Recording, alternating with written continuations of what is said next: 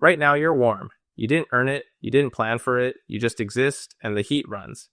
There's food in your kitchen that'll still be there next week no matter what the weather does outside. Now take all of that away. No heat, no store, no backup. Just you. A sky that's been gray for 2 months, a fire that keeps almost going out, and the slow, creeping understanding that the food you have left is not going to last until spring. That was winter for your ancestors. Not one bad year, every single year for hundreds of thousands of years. And winter didn't ask nicely. It just started killing. So what did they actually do when it came for them? Let's be honest about what they were facing first. Because winter sounds manageable until you strip away everything modern. During the last ice age, the land was flat, open, and frozen solid. Berries were gone. Plants were gone. The ground was too hard to dig. Animals had either migrated somewhere warmer or were nearly impossible to find under the snow. A human body in real cold without shelter has hours, not days. And these people had to survive months of it, every year, with no guarantee they would make it to spring. The ones who did make it had figured something out that most people never think about. They didn't wait for winter to arrive before they started solving it. Their entire year was built around the coming cold. By the time the first frost hit, the work was already done. Or they were already in trouble. In the autumn, when large animals were at their absolute fattest, ancient humans organized hunts that had nothing to do with eating that day. At a site in eastern France near a tall limestone cliff, archaeologists found evidence of Ice Age hunters using fire and coordinated teamwork to drive entire herds of wild horses off the same cliff edge. Not once, not twice, but for tens of thousands of years in a row at the exact same location. The bone deposits built up into layers you can still see today. They weren't hunting for dinner. They were building a stockpile large enough to outlast months of nothing. Kill big in autumn, dry the meat, smoke it, store it, stretch it across winter. That was the plan. And the plan had to work because there was no plan B. Nothing got wasted. Every part of the animal got pulled apart for every calorie it held. Meat dried, fat rendered down and stored. Organs eaten immediately because they spoil the fastest.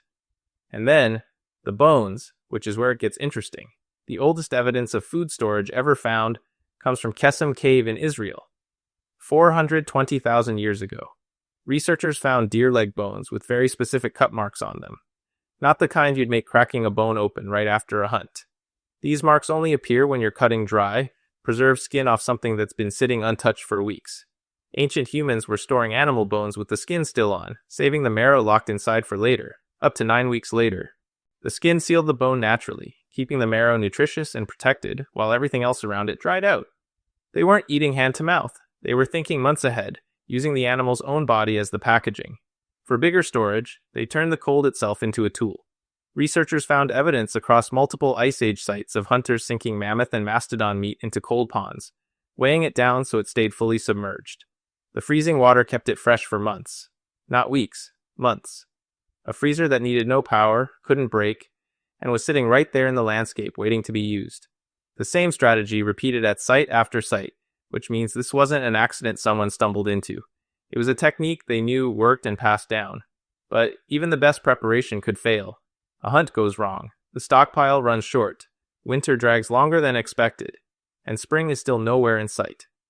This is where it gets uncomfortable. At Gough's Cave in England, dating back around 15,000 years, researchers found human bones processed in the exact same way as the animal bones at the same site.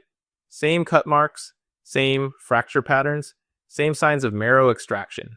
When winter had taken everything and there was genuinely nothing left, some groups made the most desperate decision a human being can make. Not out of savagery, not out of choice.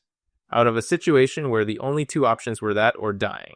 When your ancestors had absolutely nothing left, they did whatever it took to see another morning.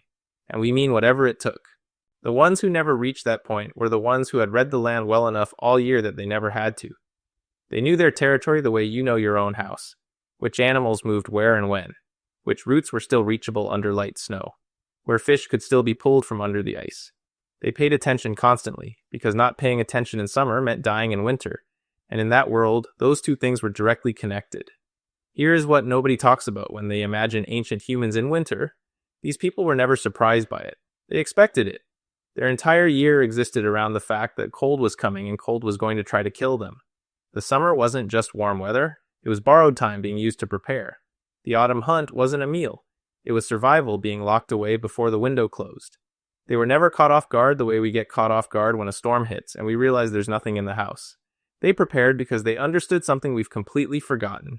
Winter wasn't a season, it was a test, and failing it meant your family didn't make it to spring. For hundreds of thousands of years, your ancestors passed that test. In the cold, in the dark, with nothing but their preparation, their group, and whatever they had managed to save before the world froze over. You're sitting here warm, fed, and completely unbothered in the middle of winter without a single thought about any of it. That's the most staggering thing they ever pulled off.